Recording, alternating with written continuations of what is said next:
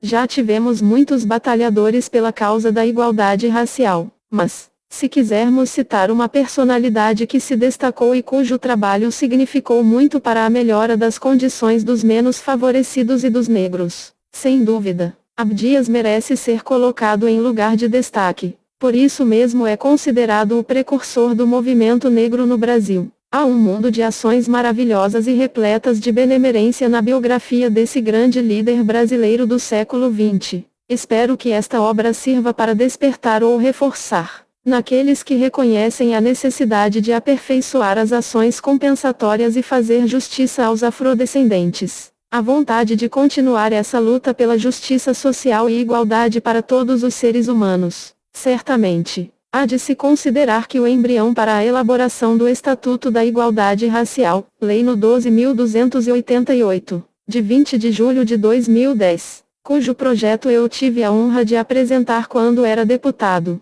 surgiu das ideias que já tinham sido apresentadas por Abdias Nascimento, maior defensor brasileiro, e um dos maiores defensores, internacionalmente, das causas dos afrodescendentes. Que a biografia de Abdias Nascimento inspire muitos e muitos brasileiros que lutam pelos direitos dos menos favorecidos. Senador Paulo Paim. Grandes vultos, que honraram o Senado, Abdias Nascimento, Abdias Nascimento Elisa Larquim Nascimento. Grandes vultos que honraram o Senado, Abdias Nascimento. Senado Federal Mesa Biênio 2013-2014. Senador Renan Calheiros Presidente. Senador Jorge Viana Primeiro Vice-Presidente. Senador Romero Jucá Segundo Vice-Presidente. Senador Flexa Ribeiro Primeiro Secretário. Senadora Ângela Portela Segunda Secretária. Senador Ciro Nogueira Terceiro Secretário. Senador João Vicente Claudino Quarto Secretário. Suplentes de secretário: Senador Magno Malta, Senador Jaime Campos, Senador João Durval, Senador Casildo Maldaner. Secretaria de Editoração e Publicações, Coordenação de Edições Técnicas. Capítulo 3 Soldado e Revolucionário. A juventude militante. Chegando à cidade de São Paulo aos 16 anos, cheio de energia, angústia e esperança, o rapaz Abdias Nascimento procurou as pessoas que prometeram a Dona Josina ajuda para o seu filho. Ao confirmar que as promessas não procediam, ele tomou outra providência. Uma daquelas bibocas que tem solução para tudo nessas emergências. O que de fato era o meu caso 149. Além do documento que comprovava a idade suficiente para se alistar no exército, ele trazia algumas cartas de recomendação para apresentar na região militar. Antes, ainda em Franca, com a cara e a coragem, o adolescente fora até o gabinete do Dr. Antônio Constantino, secretário da Câmara Municipal, para conversar sobre sua pretensão de sair de lá. Certamente impressionado com a iniciativa e a inteligência do rapaz, esse senhor arranjou a passagem até São Paulo pela estrada de ferro Mogiana, e conseguiu as cartas para que não fosse preterido no alistamento voluntário no exército. O adolescente foi servir no 2 o grupo de artilharia pesada, um grande quartel que fazia parte de uma vila militar localizada em Quitaúna, perto de São Paulo, onde também havia unidades de cavalaria, infantaria e engenharia. Nas páginas a seguir, procuro situar as experiências do jovem Abdias Nascimento em São Paulo e no Rio de Janeiro em seu contexto histórico mais amplo, com ênfase para aspectos que dizem respeito à população negra, raramente focalizada nas abordagens históricas. Soldado de 1930, um jeca na grande cidade. No período de 1929-30, o país se agitava com o rompimento, pelo presidente Washington Luiz, do tradicional Acordo da República Velha baseado na alternância do poder entre São Paulo e Minas Gerais, a chamada política do café com leite. A oposição a essa hegemonia se articulava entre forças de oposição militares e as oligarquias do Nordeste e do Sul, com destaque para os estados da Paraíba e do Rio Grande do Sul. Contrariando a política do café com leite, Washington Luiz lançou como candidato Júlio Prestes, paulista de Itapetininga e presidente 150 do estado de São Paulo. O desgosto das oligarquias mineiras as motivou a juntarem-se à oposição sulista e nordestina, formando a Aliança Liberal, o gaúcho Getúlio Vargas e o paraibano João Pessoa. Ambos presidentes de seus estados foram candidatos da aliança a presidente e vice-presidente do Brasil, contra Júlio Prestes. Este ganhou a eleição de 1929 e Che. 149 quando não identificada de outra forma. A fonte dos trechos transcritos neste capítulo é o livro O Griote e as Muralhas, 2006, p. 6795, e do depoimento Nasci no Exílio, Memórias do Exílio, 1976, p. 2731. 150 na República Velha, 1889-1930. O executivo da Unidade Federativa era presidente de Estado. Grandes vultos que honraram o Senado 116. Chegou a realizar viagens ao exterior na qualidade de presidente eleito, mas nunca tomou posse. O assassinato de João Pessoa exacerbou os ânimos, intensificando o ímpeto revolucionário. As forças oposicionistas se rebelaram e depuseram Washington Luiz. Uma junta militar instalou Getúlio Vargas no poder em 3 de novembro de 1930. 151 Abdias Nascimento era um garoto sem nenhuma experiência política e pouco entendia desses assuntos. Embora trouxesse vivas lembranças de cenas da mobilização de cabos eleitorais em Franca para angariar votos para Júlio Prestes, como soldado em São Paulo, ele não tinha leitura ou informação, nem havia ambiente de aprendizagem. Ao contrário, soldado não podia participar de qualquer atividade política, mas nada disso lhe tolhia a vontade de aprender e agir. Vinha do interior, completamente ignorante, tolo, sem meios de me orientar em assuntos políticos, sem contato com ninguém esclarecido, mas transbordante de vontade de atuar. Durante o período em que serviu no Exército, de 1930 a 1936, o rapaz tateava, procurava caminhos e se convencia por ideais vagamente articulados. Distribuiu clandestinamente um jornal comunista chamado Lanterna Vermelha, mas parece que as análises e posições ali publicadas não satisfaziam as inquietações do jovem soldado, demonstrando uma vocação jornalística que ele continuaria desenvolvendo ao longo de várias décadas. Fundou um jornalzinho, O Recruta, que chegou a circular por alguns números. No 2 o grupo de artilharia pesada fazia trabalho de peão, limpando baias e dando banho e comida aos animais, além de carregar sacos de milho, alfafa e muito cocô de cavalo. Quando chegou ao quartel, era iminente a eclosão da Revolução de 1930. As Forças Armadas estavam em estado de alerta em função do intenso movimento dos rebeldes. As tropas estavam de prontidão, e no meio delas reinava grande tensão diante da crescente probabilidade de combate. Nesse clima, Abdias Nascimento foi transferido da artilharia pesada para o 4º Regimento de Infantaria, sediada no mesmo quartel. Logo recebeu um telegrama vindo de Franca. O fato lhe congelou o coração com pressentimento, mesmo antes de abrir o envelope, pois pobre, quando recebe telegrama, geralmente não é boa notícia. Efetivamente, era sobre a mãe. A mensagem dizia que Dona Josina não estava bem, mas o filho sabia que não enviariam um telegrama se não fosse caso de morte iminente. Caserna em prontidão. Nenhum soldado podia sair, com as licenças suspensas. A única forma de ausentar-se seria fugir,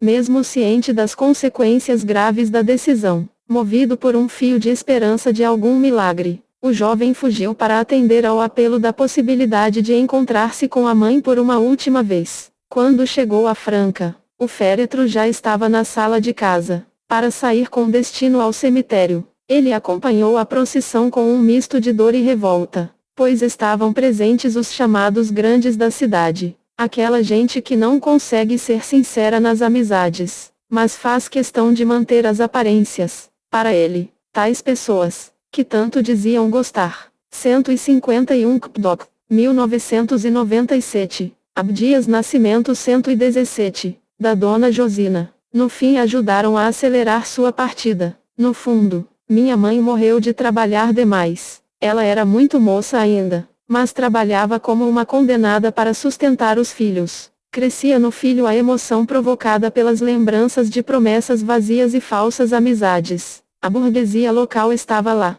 com seu jeito sonso e funesto, para prestar as últimas homenagens à Dona Josina. Fervendo por dentro, Fui acompanhando o enterro da minha mãe. Todo aquele espetáculo, com ares de acontecimento importante para aquela gente, transtornou o meu estado de espírito. Eu me arrastava naquele momento, com o peso e a dor de uma perda irreparável. Mas, ao mesmo tempo, ali tão perto estavam aqueles hipócritas, imitando algum tipo de dor que em nada se aproximava ao meu sofrimento, que nada tinha a ver com o que eu sabia de solidariedade. Quando voltou ao quartel, teve uma surpresa positiva. Sabia que a punição, de acordo com o regulamento do Exército, seria certa e rigorosa, uma prisão de no mínimo 1 mês. O comandante o convocou. Quando se apresentou, deu de cara com um oficial negro, um capitão, de nome Alfredo Correa. O comandante o ouviu e, ao contrário de aplicar-lhe a punição regulamentar, o transferiu para trabalhar na Casa de Ordens,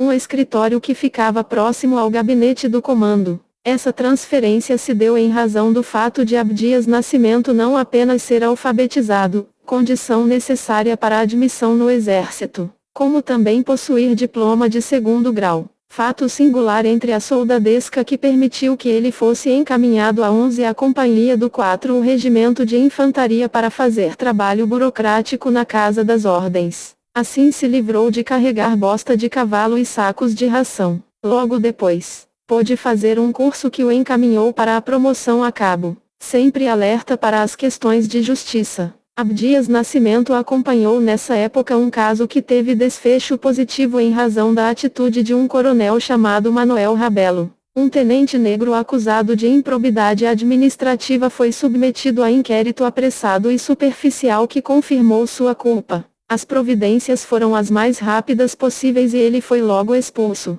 O coronel Manuel Rabelo, integrante do Tribunal de Justiça Militar, ordenou um novo inquérito. Investigações mais aprofundadas provaram a inocência do tenente. O que havia contra ele era uma perseguição em razão de ser negro. Diante das provas que o segundo inquérito produziu, o coronel Manuel Rabelo ordenou a reintegração do tenente, assim merecendo a admiração do jovem soldado Abdias Nascimento. 152 já não lembro mais o nome do tenente, mas toda essa história está nos boletins do Exército daquela época. Nascimento, CEMOG, 2006, p. 71. Interessante observar que antes, na qualidade de comandante de todo o conjunto militar de Quitaúna, o coronel Manuel Rabelo havia repreendido e mandado prender Abdias Nascimento por uma pequena insubordinação. Mais tarde, no final de 1931, ele seria nomeado interventor no estado de São Paulo.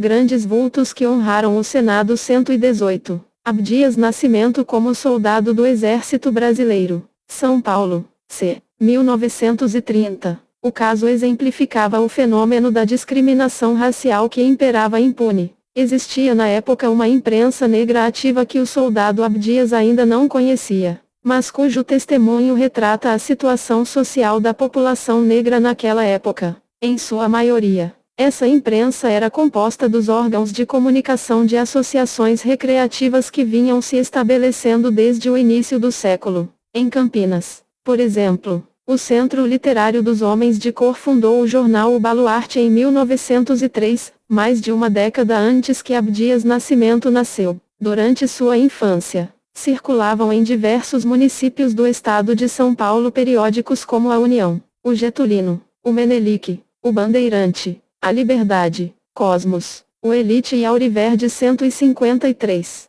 As agremiações sociais negras que publicavam esses jornais promoviam festas e atividades culturais de dança e música. Elas agregavam pessoas vindas do interior a tentar uma vida melhor na cidade, já que os imigrantes as substituíam na produção cafeeira e o campo não provia meios de sustentação fora. 153 Gomes, 2005, p. 37 Apu de Nascimento, e. 2003, p. 226-231, Abdias Nascimento. 119, da monocultura. Esse fenômeno se assemelha às migrações dos negros do sul dos Estados Unidos para o norte urbanizado, onde cultivavam suas expressões culturais na chamada Renascença de Harlem nesse mesmo período. 154. Essa atividade social e cultural assumia uma dimensão mais ampla.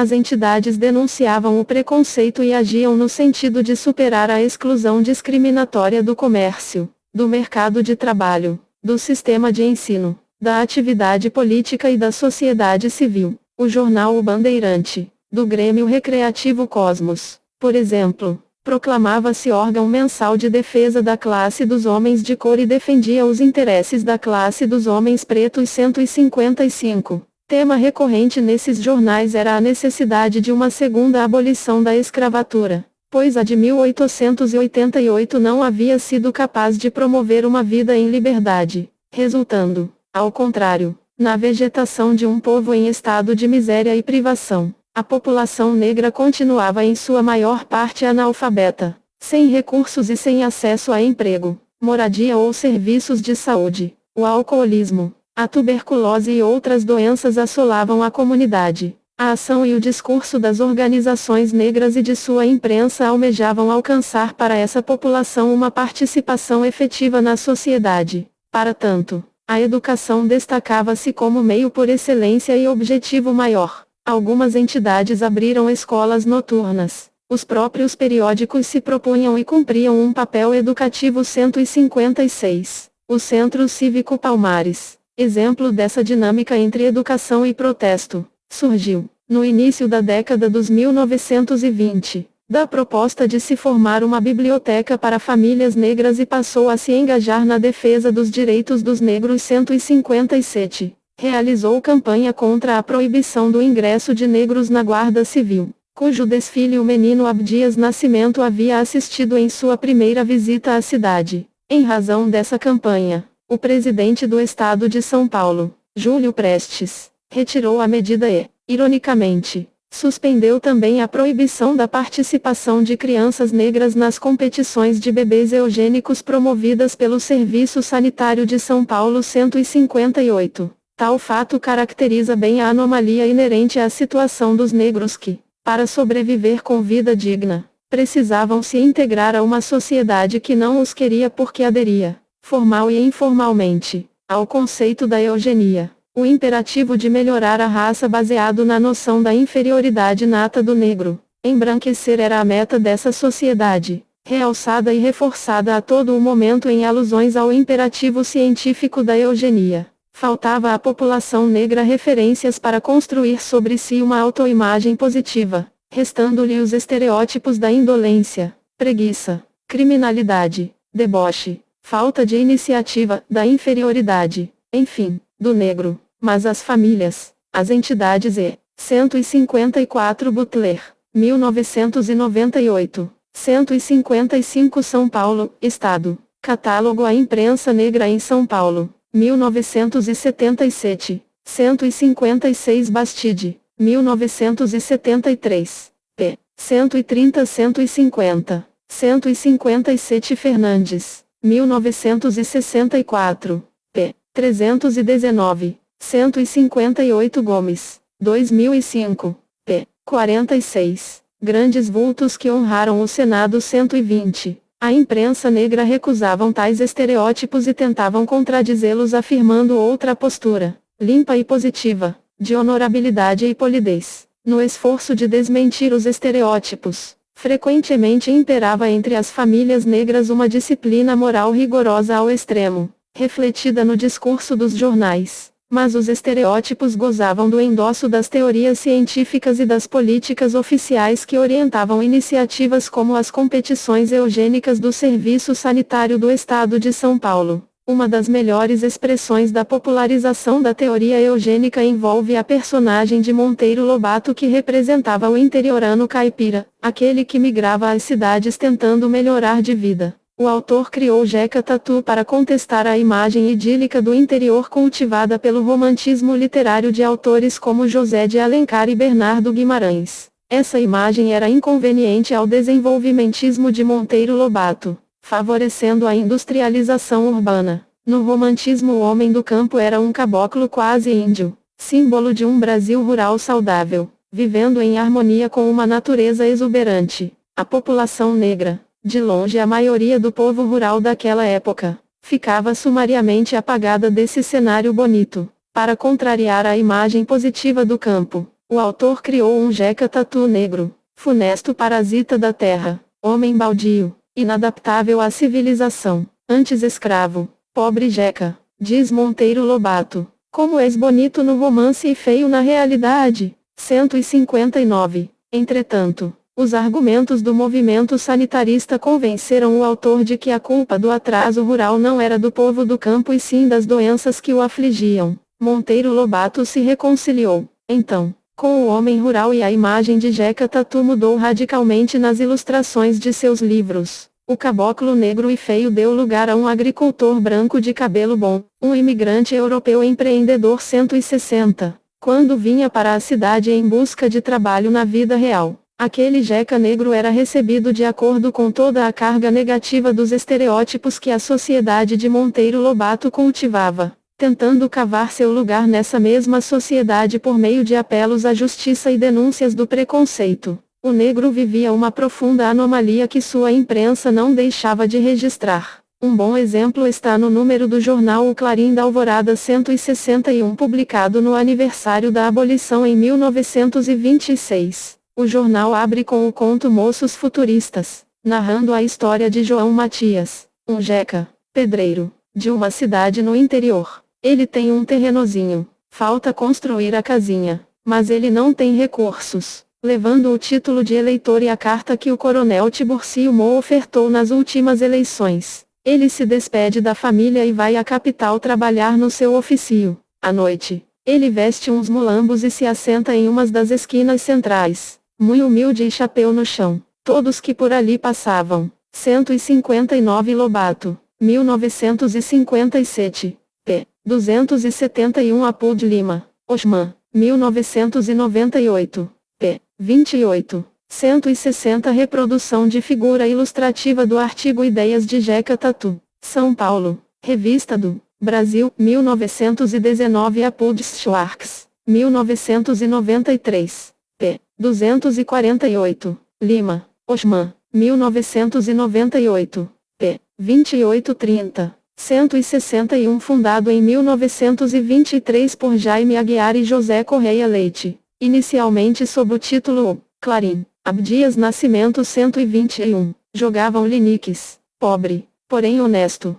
Ele raciocina. Pedir não é pecado e nem tampouco é crime. Para isso eu trouxe a carta do coronel Tiburcio e o meu título de eleitor e demais documentos. No final, João Matias volta à sua cidade e constrói sua casinha. Perguntam-lhe como arranjou dinheiro. E ele explica. Hoje sou qualquer coisa lá na capital. Logrou Monteiro Lobato que dissera ser o Jeca Tatu um vadio, e deixar os estrangeiros comprar tudo quanto é dos brasileiros 162. A narrativa estabelece a honestidade do pobre que alcança seu sonho por meio de esforço e trabalho, mas não poupa críticas à sociedade que mina e trai esses valores com sua atitude preconceituosa. Na página final do mesmo jornal, outro conto focaliza o profundo efeito dos preconceitos raciais sobre a personalidade do negro educado nessa sociedade. Um palhaço negro se apaixona por uma jovem rica que o assiste. Ela, desdenhosamente, com um olhar de soberbia,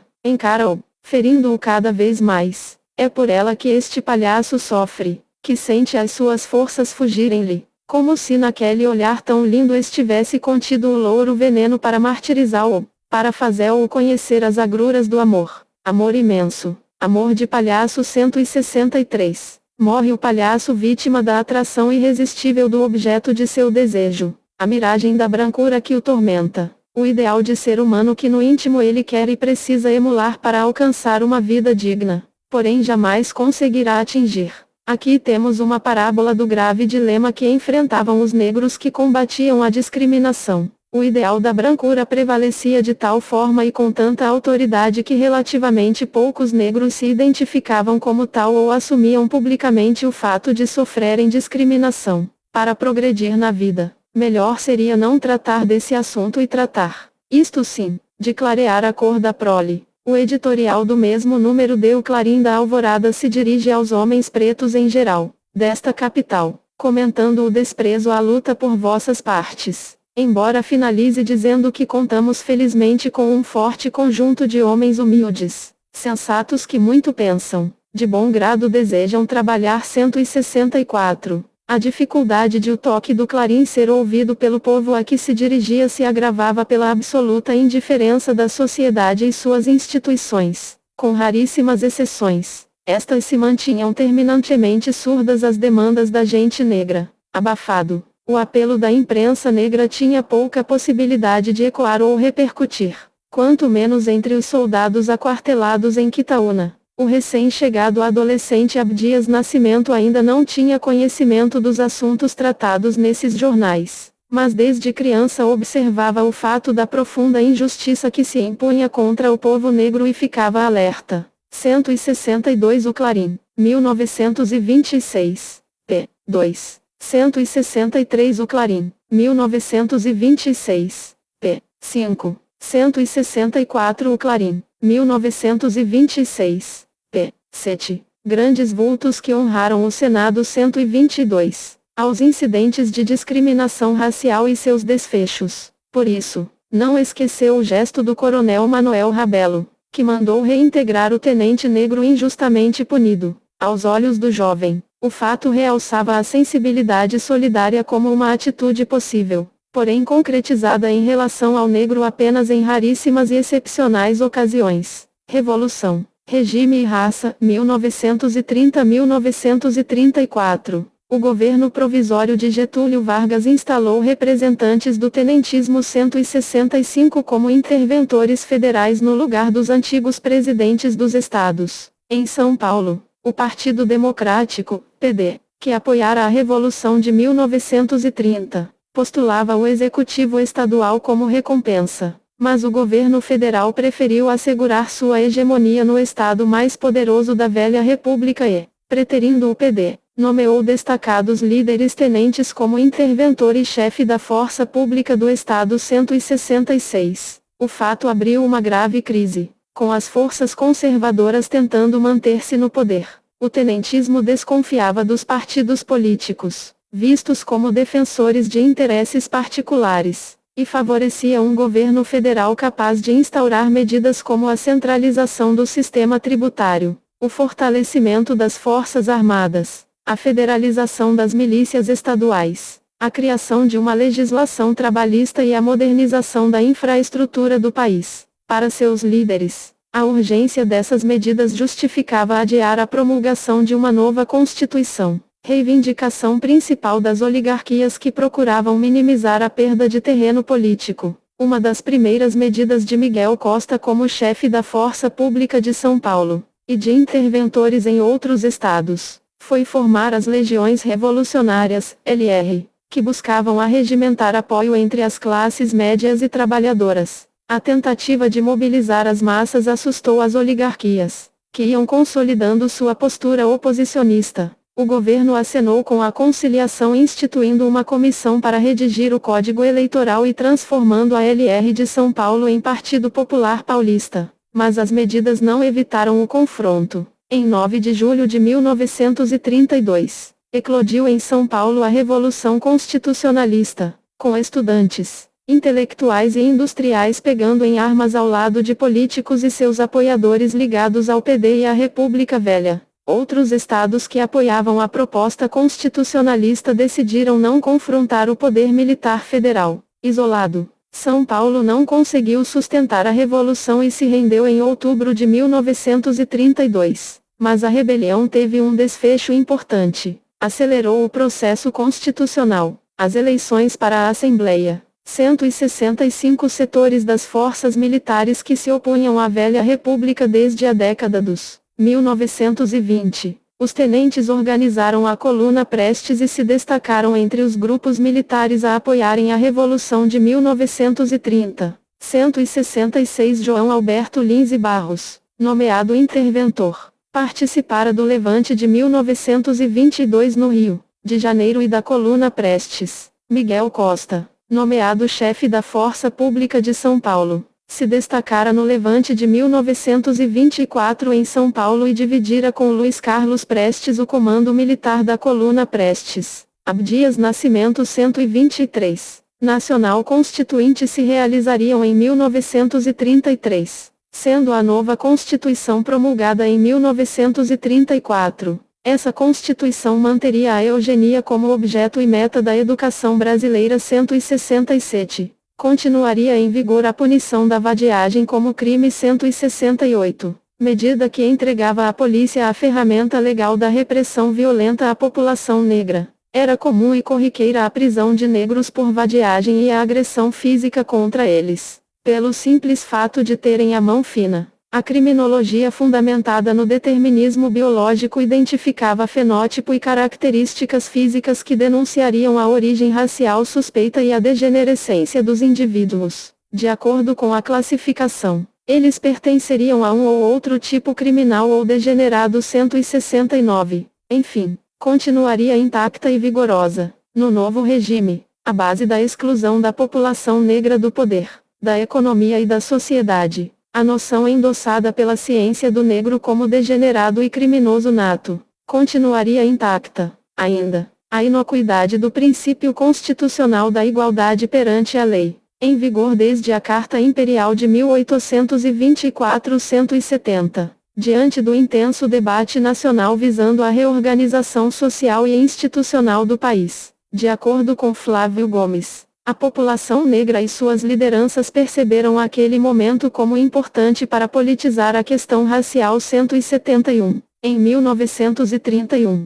surgiu a Frente Negra Brasileira, que congregava milhares de pessoas e tinha núcleos em vários estados do país. Seu objetivo era a integralização absoluta, completa, do negro, em toda a vida brasileira, política, social, religiosa, econômica, operária, militar, diplomática, etc. 172. A Frente Negra denunciava e a resistia contra a discriminação no emprego e em hotéis, teatros, barbearias e outros logradouros públicos. Agia no sentido de criar oportunidades para a população negra. Organizava desfiles, atos públicos, conferências, seminários e certames cívicos e políticos. Promovia eventos sociais e culturais. Criou uma escola com professoras nomeadas pelas autoridades. Sua sede era um local de convivência, instrução, alfabetização e atividades diversas. Oferecia serviços como consultório dentário e salão de barbeiro e cabeleireiro.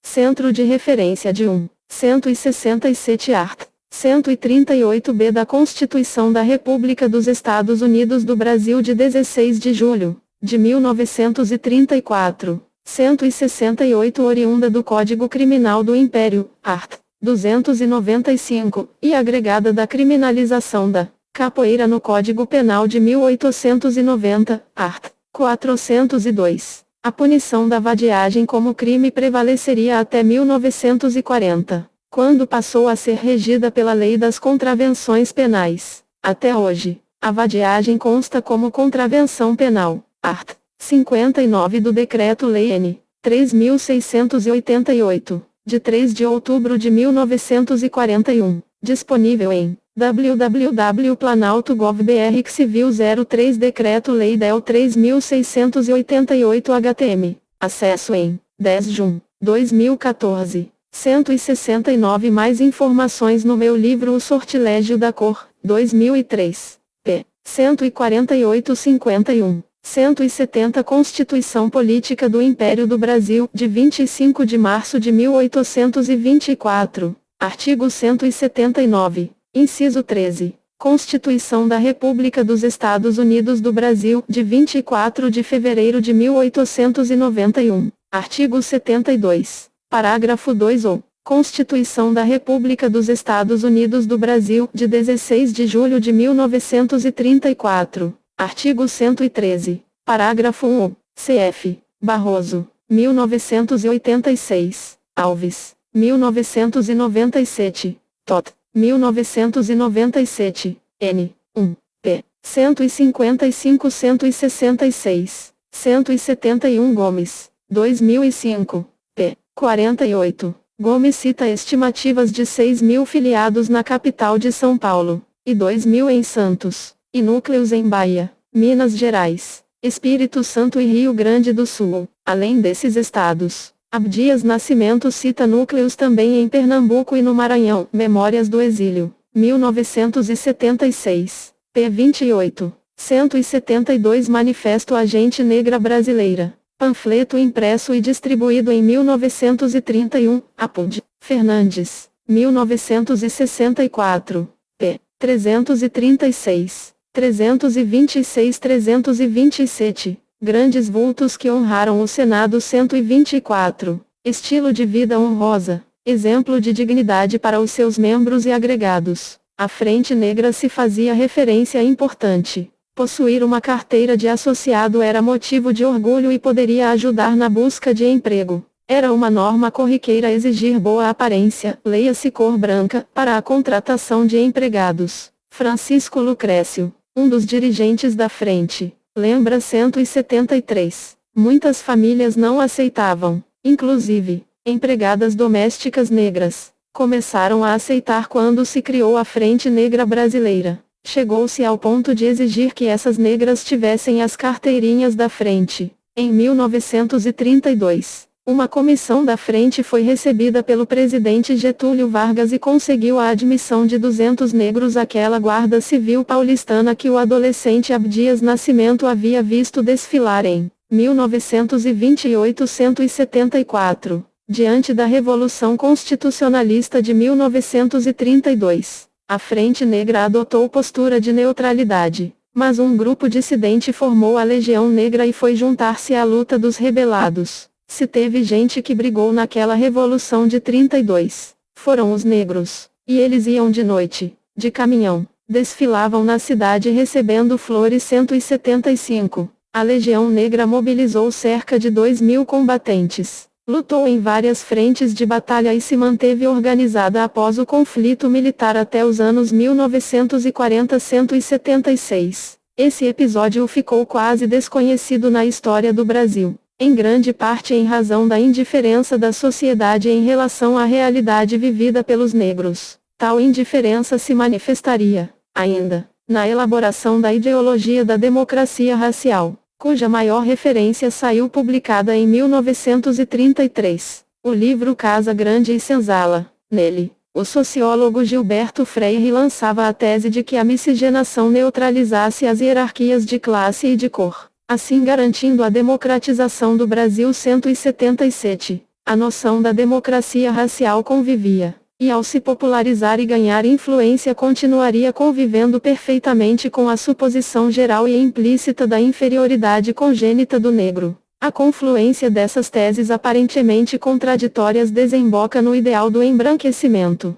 sustentando a discriminação e as desigualdades raciais numa dinâmica que tive ocasião de chamar o sortilégio da cor. 178. Soldado de 1932. Embates e resistências. Abdias Nascimento, que já alcançara a promoção a cabo, enfrentava a perspectiva de lutar na Revolução Constitucionalista de 1932, transferido para a 11ª Companhia de Infantaria, que concentrava soldados insubordinados. ou 173 Fernandes, 1964 Apud Frente, 1998, p. 38, 174 Gomes, 2005.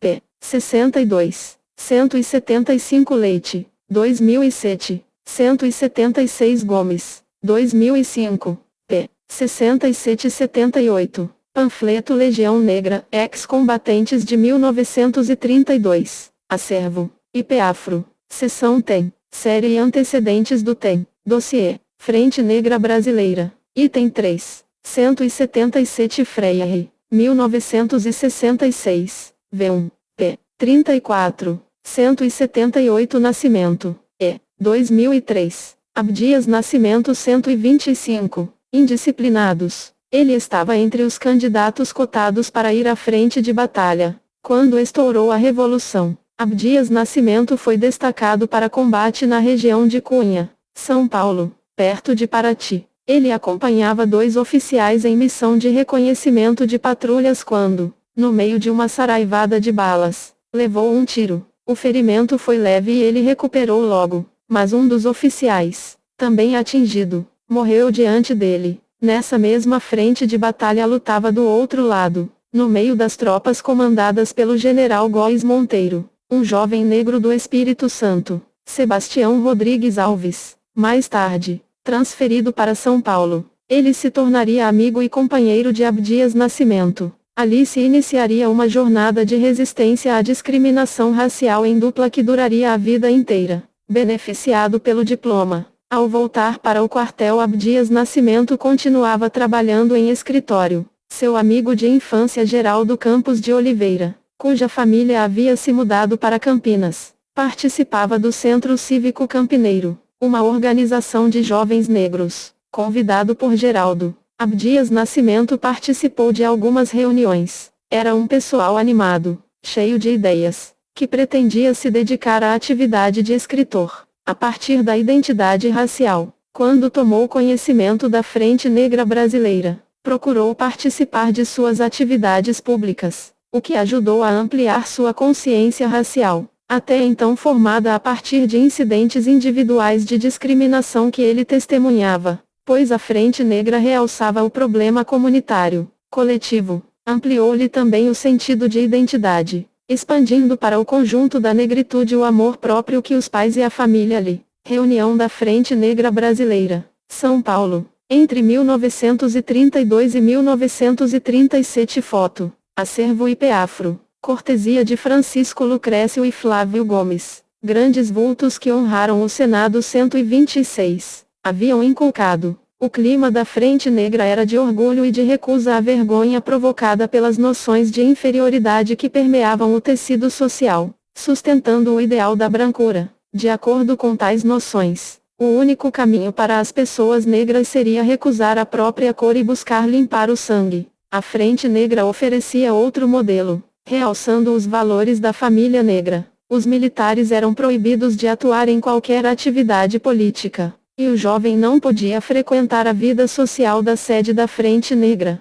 mas encontrava o jeito de participar de seus desfiles e atos públicos, e protagonizava ações de rua, sem o endosso oficial da organização. Com outros jovens, estava pelos meus 18 anos, que era a idade da maioria da turma, e disposição era o que não faltava. Nós encarávamos, como se diz no popular, qualquer parada no sentido do enfrentamento, da reação física, e conforme o caso era mesmo de se quebrar tudo. Não tinha outro jeito a não ser na pancada, porque era assim que os racistas nos tratavam. Um desses incidentes aconteceu em um cinema na Rua São Bento, em pleno centro, no famoso Triângulo de São Paulo. Foi um quebra-pau danado, já que eles não deixavam entrar negros naquele cinema. Quando se encontrou com o também Cabo Rodrigues Alves, a amizade cresceu para além da camaradagem de quartel. Nenhum dos dois se conformava com as ideias que a sociedade cultivava a respeito de sua gente ou com a hipocrisia de atitudes paternalistas.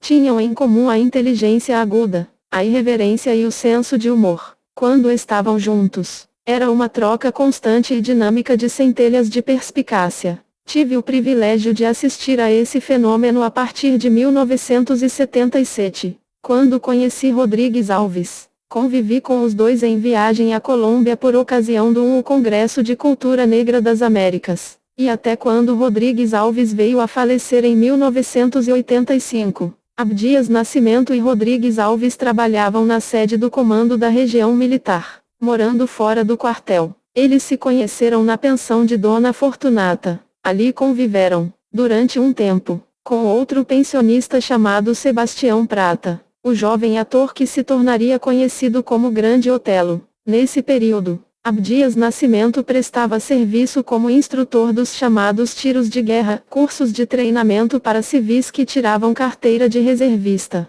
Ainda estudava, cursando economia na Escola de Comércio Álvares Penteado, mas principalmente continuava, desde 1930, desenvolvendo a vocação jornalística e a busca de caminhos de compreensão e atuação política que o levariam a distribuir o jornal comunista Lanterna Vermelha e fundar o jornalzinho da tropa O Recruta. Parece que as questões políticas exerciam no jovem soldado efeito semelhante àquele que as procissões católicas lhe provocavam na infância, quando a intensidade profunda e perturbadora da impressão que aquele espetáculo lhe causava o mobilizava de forma duradoura e constante. A mesma sensibilidade aguda o movia em relação ao cenário político na grande cidade. Eu estava sempre na busca. Não me permitia ficar ali imobilizado. Abdias Nascimento 127. Após a Revolução de 1932, Abdias Nascimento dá treinamento aos membros do tiro de guerra da Associação dos Empregados do Comércio de São Paulo, na qualidade de instrutor no 4º Regimento de Infantaria do Exército Brasileiro, São Paulo. Grandes vultos que honraram o Senado 128, com uma bruta energia, com aquela necessidade interior de encontrar meu caminho e sair daquela teia de aranha. Parte do fervor revolucionário que circundava o quartel desde o período anterior à Revolução de 1932 era o processo de organização das Legiões Revolucionárias, LR. Seu manifesto, publicado em março de 1931, foi redigido por um intelectual e pensador político chamado Plínio Salgado 179, crítico do capitalismo, do comunismo e da República Velha. Ele se fascinara com o nacionalismo socialista. As ideias registradas no manifesto da LR tiveram extraordinária repercussão entre os intelectuais da época e provavelmente chegaram ao conhecimento de Abdias Nascimento. O jornal A Razão as divulgava em campanha contra a convocação de uma Assembleia Constituinte. O incêndio da sede desse jornal por estudantes constitucionalistas, em maio de 1932, foi estopim do conflito e motivou a criação da Ação Integralista Brasileira, AIB, ao continuar procurando se situar no mundo da política após 1932. Abdias Nascimento passou a dividir dúvidas e aventuras com o amigo Rodrigues Alves. Os dois assistiram à oratória envolvente de Plínio Salgado em desfiles e atos públicos promovidos pela AIB a partir de 1934, quando atraía estudantes e intelectuais em uma campanha que envolvia a criação de escolas de alfabetização para jovens, escolas noturnas para adultos, creches em favelas e outras iniciativas de cunho social. Além das propostas sociais, o apelo estava na valorização das referências nacionais. Sua proposta visava afirmar o valor do Brasil e de tudo o que é útil e belo no caráter e nos costumes brasileiros. 180. Abdias Nascimento me dizia que via nesse Plínio Salgado um homem simples, um caipira do interior paulista que tentava pensar o bem do país. Ajudaria a cimentar a amizade entre os dois jovens, uma característica em comum. Eles não se submetiam à discriminação racial. Fizeram um pacto, uma espécie de código de honra, que era resolver as questões com a mesma violência com que éramos atingidos, na flor de seu vigor. Combatiam a discriminação em cinemas, barbearias, bares e boates, no acesso a hotéis e a prédios, onde quer que fosse. Os dois resistiam, quebrando portas e vidraças, travando lutas corporais, enfrentando, enfim, os agentes do racismo que lhes barrassem os caminhos. Houve casos em que os dois cabos de exército, entre os 18 e os 22 anos, protagonizaram cenas de resistência extrema. Um deles aconteceu num cabaré chamado Danúbio Azul, onde iniciavam uma noitada divertida quando o gerente se aproximou e avisou que os dois estavam proibidos de dançar. Rodrigues Alves puxou o revólver no meio do salão, apontou para a orquestra e ordenou que ela tocasse. Depois mirou na direção do 179 escritor e romancista. A fama de líder fascista de Plínio Salgado tende a obscurecer a riqueza de sua formação intelectual e produção literária, registrada no verbete do Dicionário Histórico Biográfico Brasileiro do CPDOC-FGV, 2010. Base de dados integrada. Acesso via cadastro, http://cpdoc-fgv.br. 180 Manifesto de Fundação da AIB, outubro de 1932. Dicionário Histórico Biográfico BRA. Cileiro do CPDOC-FGV, 2010. Disponível em http://cpdoc-fgv.br. Abdias Nascimento 129. Gerente. Para que ele não se mexesse. E disse que eu ia escolher uma dama para dançar. Como não tinha jeito mesmo, eu aproveitei e soltei os pés no salão, com uma dançarina que me parecia legal. Foi uma cena bem violenta, cinematográfica, com a orquestra tocando e o Rodrigues Alves sustentando aquela situação, de manter a música e a minha dança com a arma apontada. No salão estava todo mundo estatelado, pois ninguém esperava uma cena daquelas. Naturalmente, a nossa saída constou de um movimento muito rápido, sem dar tempo a qualquer reação. mesmo porque o tal bar ficava nas imediações do Gabinete de Investigações da Polícia, onde funcionava um famoso presídio no centro de São Paulo. Os dois dividiam um quarto de pensão em fevereiro de 1936, quando o porteiro de uma boate lhes apontou a porta dos fundos. Depois de argumentar, Abdias Nascimento e Rodrigues Alves resistiram à base de socos e bofetões. Até o cinto do uniforme do exército serviu como arma de briga.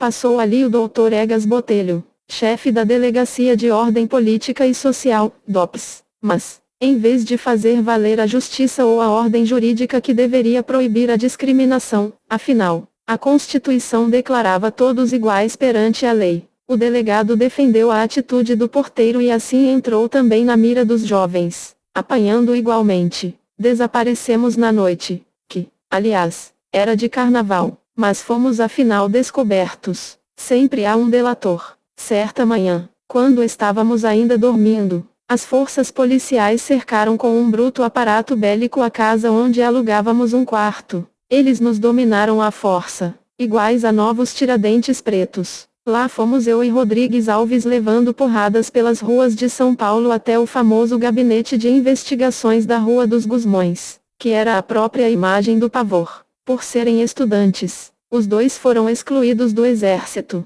situação juridicamente distinta de serem expulsos. Assim, passaram um período de fome, sem ter onde dormir, perambulando pelas ruas paulistanas. Era 1936. A invasão italiana da Abissínia predominava nas manchetes como assunto político do dia. Imigrantes italianos se ocupavam com pequenos empreendimentos numa economia que excluía a mão de obra negra. Abdias e Rodrigues Alves desenvolveram uma técnica inusitada para se alimentarem, posicionando-se perto de algum barraqueiro italiano que vendia comida. Abdias discursava contra a invasão da Abissínia, levantando a ira do vendedor, que se ocupava com exaltada defesa da Itália de Mussolini enquanto Rodrigues Alves furtava alguma coisa para os dois comerem. Logo em seguida tomaram rumos distintos. Rodrigues Alves recolheu-se ao convento dos frades franciscanos em Santa Catarina, onde recebeu o burel franciscano e o nome de Frei Miguel. Mais tarde largou o convento e se dirigiu ao Rio de Janeiro,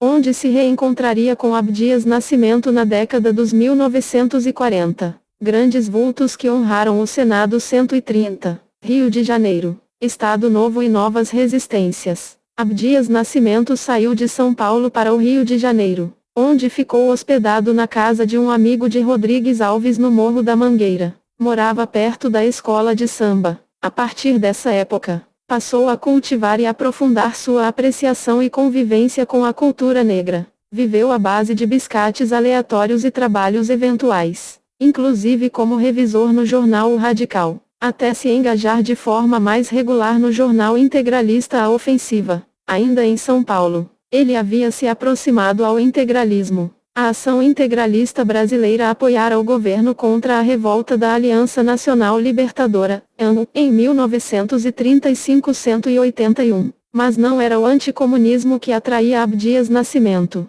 As lutas nacionalistas e anti-imperialistas, a oposição ao capitalismo e à burguesia, foram os temas que me atraíram para as fileiras integralistas. Nesse particular, os integralistas e comunistas, arqui-inimigos ideológicos, tinham ideias e objetivos em comum. Abdias Nascimento viveria essa realidade mais tarde, protestando contra o Estado Novo, junto com um grupo de estudantes universitários. Abdias Nascimento distribuía panfletos denunciando a presença de navios de guerra norte-americanos na Baía da Guanabara. Foram todos presos, sob muita pancada, na famigerada sede da polícia na Rua da Relação, condenados em dezembro de 1937 pelo mesmo Tribunal de Segurança Nacional que julgara Luiz Carlos Prestes. Cumpriram pena até abril de 1938 na penitenciária Frei Caneca, onde os líderes comunistas estavam presos. Na penitenciária aconteceu um fato interessante.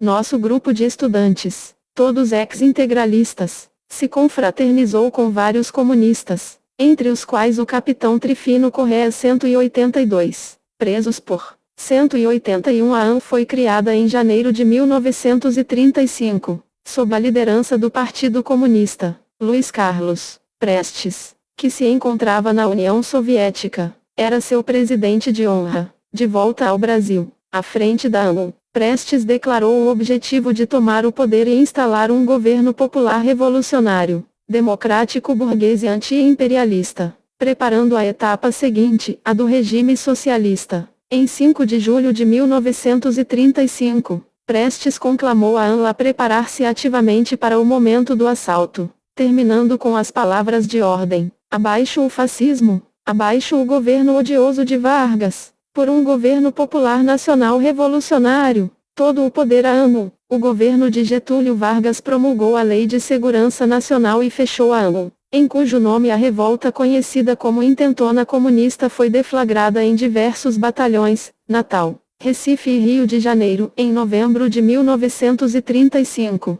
As revoltas foram reprimidas e o governo instituiu, no final de 1935, um período de repressão intensa e violenta. Decretou estado de sítio, que depois virou estado de guerra prorrogado até junho de 1937. Criou a Comissão Nacional de Repressão ao Comunismo, encarregada de investigar a participação de funcionários públicos e outras pessoas em atos e crimes contra as instituições políticas e sociais. O atestado de ideologia passou a ser exigido para todos os que exercessem cargos públicos e sindicais. Instituiu-se o Tribunal de Segurança Nacional, destinado a julgar os implicados na revolta de 1935. Somente no período de setembro a dezembro de 1936, o total de sentenciados pelo tribunal chegou a 1.420 pessoas. Verbete: Revolta Comunista de 1935. Dicionário Histórico Biográfico Brasileiro. FGV, 2010. Base de dados integrada. Acesso via cadastro, http://fgvbr. 182 Trifino Correia, um dos líderes do levante dos tenentes no Rio Grande do Sul em 1924. Foi subcomandante da coluna Prestes em 1926. Integrava o diretório da ANU. Ele foi incumbido por Prestes de mobilizar os antigos combatentes para executar a revolta de 1935. Foi preso em Belo Abdias Nascimento 131. Causa da Intentona de 1935. Foi um encontro tenso, dramático nos primeiros instantes, mas depressa nossa relação mudou, e formamos uma espécie de seminário de estudos brasileiros durante o qual todos os dias alguém fazia uma palestra ou discutia um tema. O curioso é que, lá fora, ninguém era amigo um do outro. Nós nos tornamos amigos na cadeia. As palestras eram sempre sobre os problemas nacionais e aquela troca de ideias se constituía, naquele momento, na coisa mais estimulante que se possa imaginar. Prestes ficava isolado. Era proibido falar com ele, mas, quando tomava banho de sol, os companheiros podiam vê-lo. Abdias Nascimento já o vira antes, em 7 de maio de 1937, como repórter do jornal O Povo. Eu fui fazer a cobertura do julgamento do capitão Prestes pelo Supremo Tribunal Militar. Foi uma visão horrível quando ele surgiu na sala todo ensanguentado. Prestes se dirigiu aos oficiais juízes e falou numa linguagem enérgica e altiva contra os guardas que o surraram covardemente momentos antes. Recém-chegado ao Rio de Janeiro em 1936, o jovem Abdias se viu sozinho no mundo, sem meios de se sustentar. O mais comum, para um rapaz naquelas condições em que eu vivia, era ter me transformado num marginal, num arrombador ou coisa parecida, sem ninguém que o orientasse ou que lhe pudesse ajudar. Vivia numa situação de completo desamparo. Foi nessa condição de insegurança e desalento que encontrei no integralismo, no começo, um acolhimento, onde pude conversar com grandes figuras da inteligência brasileira. Vale notar que, para conquistar a simpatia e o ouvido de tais figuras, o jovem deve ter demonstrado discernimento e potencial fora do comum, para além de sua sensibilidade aguda para as preocupações que o interessavam, como a defesa da identidade nacional, do patrimônio cultural, das riquezas e reservas naturais. O integralismo foi, para ele, uma rica escola de vida, onde comecei a entender realmente de arte, literatura, economia, educação, defesa nacional, a realidade social, econômica e política do país e as implicações internacionais que o envolviam. A juventude integralista estudava muito e com seriedade. Encontrei e conheci pessoas de primeira qualidade como Thiers Martins, Adonias Filho, Lauro Escorel, Antonio Galotti, Santiago Dantas, Alceu Amoroso Lima, Hernani da Silva Bruno ou Jaime de Azevedo Rodrigues. Lá eu fiz amizade com personalidades como Dom Helder Câmara, Roland Corbusier, Rômulo de Almeida, Gerardo Melo Mourão e muitos outros. Horizonte e transferido ao Rio de Janeiro, de onde conseguiu fugir para o Rio Grande do Sul. Foi condenado pelo Tribunal de Segurança Nacional em julho e novamente preso em outubro de 1937. Grandes vultos que honraram o Senado 132. Engajado numa campanha para que fosse criada a Faculdade de Economia na então Universidade do Brasil, atual Federal do Rio de Janeiro. Abdias Nascimento entrevistou vários intelectuais e personalidades, com quem ele tirava fotos para ilustrar as matérias. Observava, entretanto, que as fotos nunca eram publicadas. Passou a notar tendências de discriminação. Viu que havia racismo sistemático contra os negros e decidiu se desligar definitivamente do integralismo em fins de 1936. Formalmente, a minha saída foi em 1937.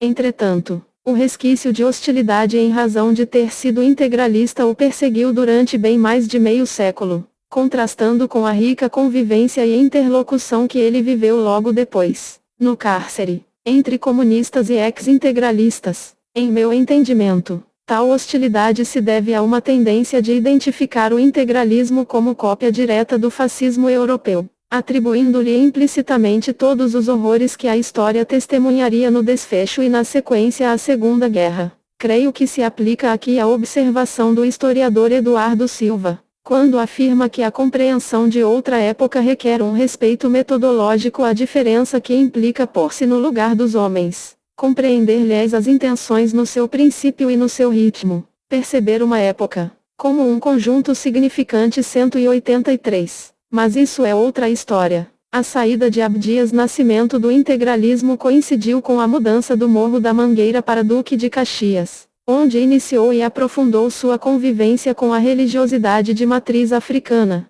Frequentava o grande terreiro de Joãozinho da Gomeia, entre outros. Com o poeta Solano Trindade, ele dividia prosa, poesia, sonhos, brigas e discussões. Abigail Moura, compositor e maestro da orquestra afro-brasileira, apresentou-lhe a riqueza da tradição musical afro-brasileira em várias expressões para além do samba que apreciava na Mangueira, transferindo a matrícula da Faculdade Álvares Penteado de Administração e Finanças, em São Paulo. Retomou os estudos na Faculdade de Economia na Universidade do Rio de Janeiro, atual UERJ, como aluno de curso superior. Conseguiu retornar ao Exército, cursando a Escola de Formação de Oficiais da Reserva na carreira de cavalaria. Atuou como jornalista, sendo repórter do jornal O Povo. Em todo esse elenco de atividades, ele destaca o contato com a religião africana e com as minhas origens, que o levou a meditar,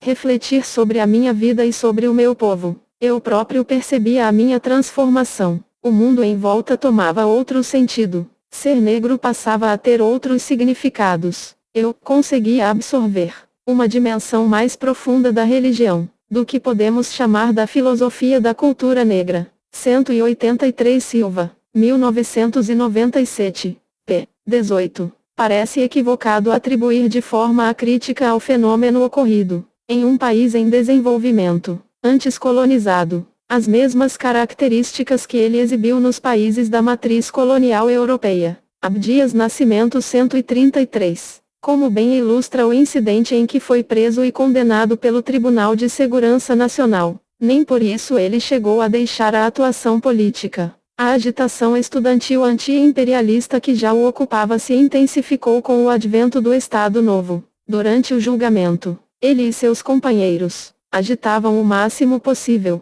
Quando nos levavam para as audiências no tribunal, nós cantávamos o hino da independência com um sentido, com um tom provocativo, o que levou os juízes a proibirem a nossa ida ao tribunal, e fomos julgados sem irmos mais ao TSN. No que diz respeito à questão racial, ele encontrara no Rio de Janeiro só uns poucos simpatizantes da Frente Negra Brasileira. cujas atividades eram muito distantes da militância paulista, mas a vivência de suas raízes culturais consolidava nele a identidade e o compromisso com o povo negro. Não deixaria nunca de lutar pelos seus direitos. Nessa época, o chefe da polícia paulista proibiu a antiga tradição negra do footing, na Rua Direita, no centro de São Paulo. Aos domingos, os afro-brasileiros passeavam pelas calçadas e ruas adjacentes, namorando ou encontrando-se com amigos. Era um evento social importante da comunidade negra. Negociantes brancos, dono das lojas dessa importante artéria comercial, reclamaram contra aquela negrada que ocultava as vitrines, e o delegado Alfredo Issa baixou uma portaria banindo esse entretenimento semanal dos negros. Formou-se uma comissão para protestar contra essa arbitrariedade racista.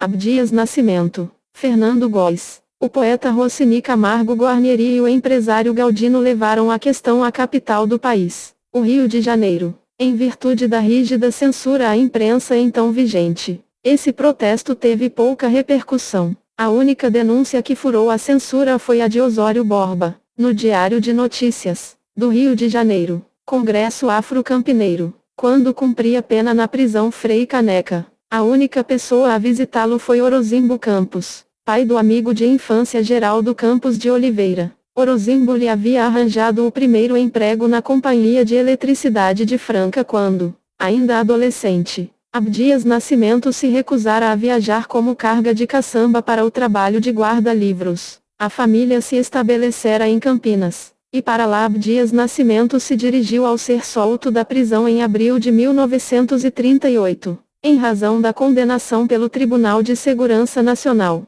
ele foi expulso pela segunda vez do Exército, onde fazia o curso para oficiais de reserva, mas conseguiu terminar os estudos na Faculdade de Economia graças à solidariedade dos colegas, que pediram e insistiram para que eu pudesse continuar o curso sem perder o ano. Confirmada a sua formação, seguiu para Campinas, onde, hospedado na casa de Orozimbo e Geraldo Campos, organizou o Congresso Afro-Campineiro, realizado na semana do Grandes Vultos que honraram o Senado 134. Dia 13 de maio de 1938. Tudo indica que esse congresso já fora cogitado ou planejado na visita de Orozimbo a Frei Caneca, definindo a participação de Abdias Nascimento como organizador do Congresso 184. Tratava-se de acontecimento inédito, um evento em que ativistas negros propuseram e realizaram uma série de debates sobre a situação do negro numa cidade onde cinemas e outros espaços públicos eram segregados, os negros deles barrados. Com colaboração da Escola Normal, o congresso teve lugar em um dos espaços mais elitistas da cidade, o Instituto de Ciências e Letras, com a ajuda do diretor Nelson Omegna 185,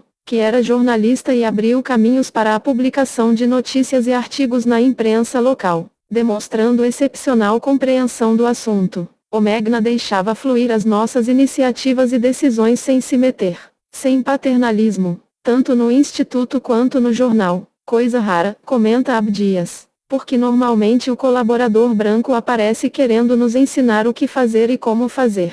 Junto com Abdias Nascimento e Geraldo Campos, mais 4 pessoas ajudaram a realizar o congresso: Augusto Sampaio, João Gualberto, Jerônimo, que era tipógrafo, e Aguinaldo Camargo, dinâmico ativista e intelectual que mais tarde se revelaria brilhante também como ator no Teatro Experimental do Negro. O poeta Lino Guedes 186, um dos fundadores do jornal O Getulino, 1924, veio de São Paulo, de casaca, todo elegante, formalíssimo, para fazer uma conferência. Abdias Nascimento, Aguinaldo Camargo e outros recitaram poesias, fizeram palestras e escreveram artigos sobre a literatura e história do negro, sua luta por liberdade e as questões de desigualdade e pobreza que o afligiam. As normalistas, na maioria moças oriundas das classes mais abastadas, se empolgaram com os assuntos tratados, de certa forma uma novidade não só para elas, mas para todos que tiveram a oportunidade de estarem presentes. O congresso foi muito bonito,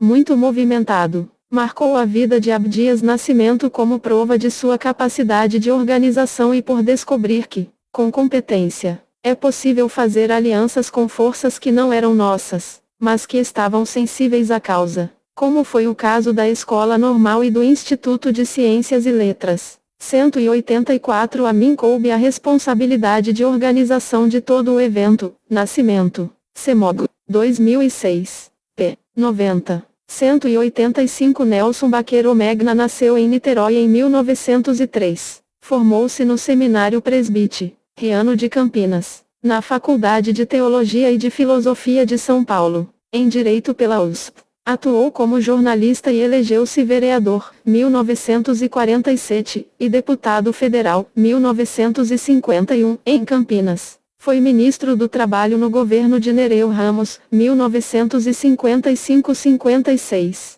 Representou a Câmara dos Deputados na inauguração da Universidade de Campinas, 1956. Foi vice-líder do PTB de 1955 até 1963. Entre outros livros, publicou Diabolização dos Judeus, Martírio e Presença dos Sefardins no Brasil Colonial, Record, 1969. 186 Filho de ex-escravos. Lino de Pinto Guedes nasceu em 1897. Foi criado em Campinas e, lá trabalhou como jornalista, sendo redator-chefe do jornal O Getulino, fundado em Campinas. Atuou em alguns dos principais jornais da capital São Paulo, inclusive como chefe de redação. A partir de 1926, ele fez sucesso como poeta sob o pseudônimo literário Lali. Sua obra veio a ser considerada um marco da negritude no Brasil, pois escrevia como negro, para o público negro,